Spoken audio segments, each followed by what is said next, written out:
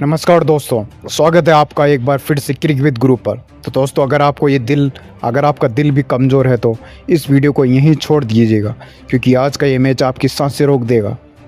क्योंकि आईपीएल 2026 का 46वां मुकाबला आज क्रिकेट के सबसे बड़े स्टेडियम नरेंद्र मोदी स्टेडियम अहमदाबाद में खेला गया था। एक तरफ थी अपनी होम ग्राउंड पर खेल रही गुजरात टाइटंस, तो दूसरी तरफ थी खौफनाक टीम पंजाब किंग्स।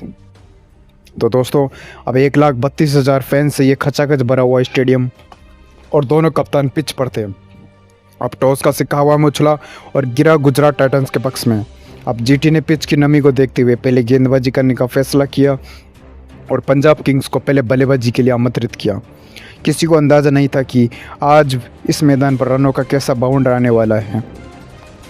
तो दोस्तों, शुरुआत होती है इस कड़ी टक्कर की। पंजाब किंग्स की तरफ से ओपनिंग करने आए थे मैदान पर सिमरन सिंह और युवा बल्लेबाज प्रियांश आर्या। और गुजरात की तरफ से भी अटैक की शुरुआत की एक्सप्रेस पेसर यहाँ पर बॉलिंग के लिए आए थे मोहम्मद सिराज। और सिराज आज अलग ही आग उगल रहे थे, क्योंकि अपने पहले ही ओवर में सिराज ने आज प्रियांश आर्या को एक बेहतरीन स्विंगर डाली और बॉल सीधा स्टंप्स उखाड़ते हुए निकल गई थी और क्लीन बोल्ड हो चुके थे। तो दोस्तों, पहले ओवर में पंजाब को एक बहुत बड़ा झटका लगा था। लेकिन दोस्तों, नंबर 3 पर आए थे ऑस्ट्रेलियन बल्लेबाज कूपर कोनली, और कूपर कोनली ने भी आते ही जीटी के दूसरे ओपनिंग बॉलर कागिसो रबाडा पर अब धावा बोल दिया था। और रबाडा के दूसरे ओवर में कॉलोनी ने 2 लगातार चौके और एक लंबा छक्का जड़कर पीबीएस के खेमे में अब जान सी फूंक दी थी। वहीं दूसरी छोर से सिमरन सिंह को भी प्रभ सिमरन ने भी हाथ खोले और अरशद खान को अब निशाना बना लिया था। और पावर प्ले के 6 ओवर्स ख़त्म होने तक पंजाब का अब स्कोर 1 विकेट के नुकसान पर 55 रन तक पहुंच गया था। अब पावर प्ले के बाद गुजरात ने अब स्पिन अटैक लगाया और अटैक पर आए थे T20 के सबसे खतरनाक स्पिनर राशिद खान। और अब राशिद ने भी आते ही अपने जादू से प्रभ सिमरन को LBW आउट कर दिया था। अब प्रभ सिमरन भी 30 रन बनाकर चलते बने थे। और अब जैसे ही अगले ओवर में वाशिंगटन सुंदर ने भी कूपर कोनली को भी शुभमन गिल के हाथों कैच आउट करवा दिया था। तो दोस्तों, अब 70 रन पर 3 विकेट गिर चुके थे और मैदान पर अभी भी अनुभवी बैट्समैन श्रेयस अय्यर और खतरनाक बैट्समैन मार्कस स्टोइनिस खड़े थे। और यहाँ से इन दोनों ने इनिंग्स को अब संभालना शुरू कर दिया था। अब श्रेयस अय्यर ने भी स्ट्राइक रोटेट करी और स्टोइनिस ने बड़े शॉट्स खेलने की जिम्मेदारी ली और 13 ओवर लेकर आए थे जेसन होल्डर। अब जेसन होल्डर ने भी स्टोइनिस ने आड़े हाथों ले लिया था और होल्डर ने एक ही ओवर में स्टोइनिस ने लगातार 3 गगनचुंबी छक्के जड़ दिए थे। अब अहमदाबाद का पूरा क्राउड अब सन्नाटे में आ गया था, क्योंकि इन दोनों की 80 रनों की पार्टनरशिप ने पंजाब को एक मजबूत स्थिति में ला खड़ा कर दिया था। अब मैच अब डेथ ओवर्स में प्रवेश कर चुका था। अब 16 ओवर्स के बाद स्कोर था 150 रन पर 3 विकेट के नुकसान पर। अब गुजरात को विकेट की बहुत ही ज़्यादा ज़रूरत थी, तो अटैक पर यहाँ पर वापस आए थे गुजरात के सबसे भरोसेमंद बॉलर कागिसो रबाडा। और अब रबाडा ने आते ही एक सटीक यॉर्कर पर श्रेयस अय्यर की 45 रन को क्लीन बोल्ड कर दिया था।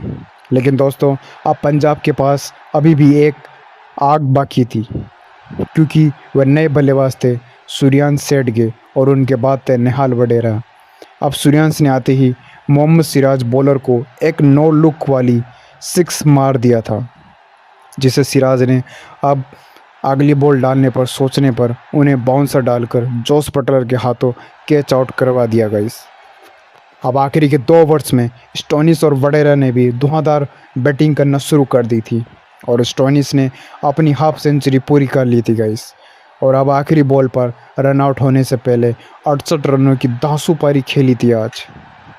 और अब पंजाब किंग्स ने 20 ओवर्स में 194 रनों का एक विशाल स्कोर खड़ा कर दिया था।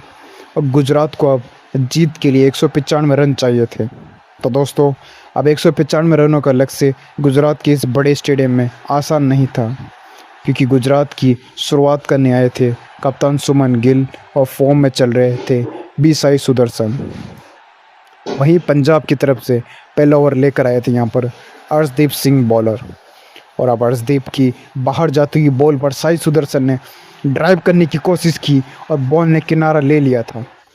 और सीधा बॉल यहाँ पर प्रभ सिमरन के दस्तानों में थी और यहाँ पर 0 पर साई सुदर्शन आउट हो चुके थे। तो दोस्तों अब गुजरात को पहले ही ओवर में सबसे बड़ा झटका लग चुका था। पर दोस्तों इसके बाद मैदान पर आए थे जोस बटलर और गिल ने मिलकर पंजाब की गेंदबाजों की अब धज्जियाँ उड़ाना शुरू कर दी थी और मार्को जॉनसन और एक्सप्रेस बॉलर लॉकी फर्गूसन को अब बटलर ने पूरे मैदान में भगाना शुरू कर दिया था। अब जैसे ही लॉकी फर्गूसन ने 150 किलोमीटर प्रति ओवर की स्पीड से बॉल को बटलर ने लेफ्ट शॉट खेलकर आखिरकार फाइन लेग के ऊपर से एक ज़बरदस्त छक्का मार दिया था दोस्तों। और अब पावर प्ले के अंत तक गुजरात ने भी एक विकेट पर 65 रन बना लिए थे और अब सुमन गिल और बटलर बिल्कुल आसानी से रन बटोर रहे थे। अब मैच पूरी तरह से गुजरात के कब्जे में लग रहा था, लेकिन पंजाब के पास एक ऐसी चाबी थी जो किसी भी वक्त मैच पलट सकती थी और वो थी युजवेंद्र चहल की। और यहाँ पर युजवेंद्र चहल ने बॉलिंग अटैक पर आते ही रन रेट पर लगाम लगा दी थी और 10वें ओवर में चहल ने एक ऐसी घूमती हुई फ्लिपर डाली जो सीधा सुमन गिल के पैड्स पर जा लगी थी। और अब यहाँ पर अंपायर ने भी अपनी उंगली उठा दी थी और गिल 42 रन बनाकर अब LBW आउट हो चुके थे। तो दोस्तों अब गिल के जाने के बाद आए थे वापस वाशिंगटन सुंदर, पर वो बैट्समैन ज़्यादा देर तक टिक ही नहीं पाए और मार्को जॉनसन की बॉल पर कूपर कॉलोनी को अपना केस दे बैठे थे। तो दोस्तों अब GT का मिडल ऑर्डर थोड़ा लड़खड़ाना से शुरू कर दिया था। अब सारी जिम्मेदारी जॉस बटलर बैट्समैन और नए बैट्समैन शाहरुख खान के कंधों पर थी। अब बटलर ने भी एक छोर से संभाल रखा था और अपनी शानदार हाफ सेंचुरी पूरी कर दी थी। अब आखिरी के 4 ओवर्स में गुजरात को जीत के लिए 48 रनों की खासकर ज़रूरत थी और मैदान पर शाहरुख खान और जॉस बटलर तैनात थे। और अब 17 ओवर लेकर आए थे लॉकी फर्गूसन और शाहरुख खान ने लॉकी फर्गूसन को अब आड़े हाथों लेते हुए 2 कड़क चौके लगाना शुरू कर दिए थे। और 18 ओवर लेकर आए थे अब अर्शदीप सिंह और अब अर्शदीप ने भी आते ही पहली बॉल पर जॉस बटलर को एक वाइड यॉर्कर डाली। जैसे ही बटलर ने उस पर बड़ा शॉट खेलना चाहा, पर बॉल सीधा डीप पॉइंट पर खड़े सूर्यांश सेठगे के हाथों में चली गई थी। अब स्टेडियम में पिन ड्रॉप साइलेंस हो गया था क्योंकि जॉस बटलर 75 रन बनाकर आउट हो चुके थे और अब गुजरात टाइटंस की आधी उम्मीदें वहीं टूटना शुरू हो चुकी थी। पर दोस्तों भूलिए मत का, क्योंकि अब मैदान पर एंट्री हो चुकी थी गुजरात के आइसमैन KL राहुल तेवतिया की और अब आखिरी 2 ओवर्स में चाहिए थे 32 रन जीत के लिए और 19 ओवर डालने आए थे मार्को जॉनसन। वहीं शाहरुख खान ने भी पहली बॉल पर एक फ्लैट 6 मारा और क्राउड में अब जान डाल दी थी, पर अगली बॉल पर जॉनसन ने भी ज़बरदस्त वापसी करते हुए शाहरुख को बोल्ड कर दिया था। अब स्ट्राइक पर थे तेवतिया और तेवतिया ने जॉनसन की आखिरी 2 बॉल पर लगातार 2 चौके मारकर आखिरी ओवर का इक्वेशन 16 रन पर ला दिया था और अब आखिरी ओवर जीत के लिए चाहिए थे 16 रन। बॉलिंग मार्ग पर खड़े थे PBS के सबसे भरोसेमंद डेथ बॉलर अर्शदीप सिंह और सामने थे राहुल तेवतिया। जैसी पहली गेंद डाली अर्शदीप ने सटीक यॉर्कर डाली, सिर्फ 1 रन ही आ पाया और स्ट्राइक पर खड़े थे जेसन होल्डर। अब दूसरी बॉल डाली होल्डर ने, शॉट तो वे मार नहीं पाए और कैच आउट हो गए थे। तो दोस्तों सांसें तो अटक चुकी थी और तीसरी बॉल डाली नए बैट्समैन राशिद खान ने, 1 रन लेकर स्ट्राइक अब तेवतिया को दे दी थी। अब 3 गेंदों में 14 रन चाहिए थे जीत के लिए, यानी कि बाउंड्री के बिना काम नहीं बनने वाला था। जैसी चौथी बॉल डाली अर्शदीप ने थोड़ी सी लेंथ बॉल तो डाली थी और तेवतिया ने उसे अब मिड विकेट के ऊपर से एक विशाल छक्के के लिए भेज दिया था और 5 गेंद अर्शदीप अब अंडर प्रेशर में थे। उन्होंने वाइड यॉर्कर कोशिश तो की, पर बॉल फुल टॉस हो गई थी और अब तेवतिया ने भी पॉइंट के ऊपर से कट करते हुए एक शानदार चौका बटोर लिया था। अब आखिरी गेंद पर चाहिए थे 4 रन जीत के लिए, पर पूरा नरेंद्र मोदी स्टेडियम अपनी जगह पर खड़ा था और अर्शदीप सिंह आए, एक बाउंसर डाली और तेवतिया पहले ही तैयार थे। अब उन्होंने भी थोड़ा पीछे हटकर एक ज़बरदस्त अपरकट खेला और बॉल थर्ड मैन बाउंड्री के बाहर 6 रन के लिए जा चुकी थी। तो गाइस अब एक और बार राहुल तेवतिया ने नामुमकिन को मुमकिन कर दिखाया था, क्योंकि गुजरात टाइटंस ने इस रोंगटे खड़े कर देने वाले महामुकाबले को आखिरी गेंद पर अपने नाम कर लिया था। अब सारा स्टेडियम खुशी से झूम उठा था दोस्तों।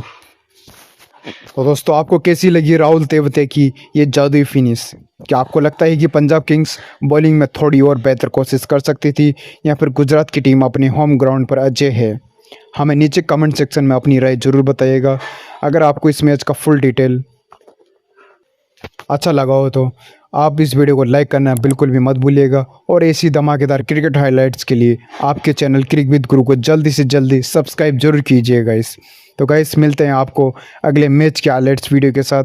तब तक के लिए धन्यवाद और जय हिंद गाइस।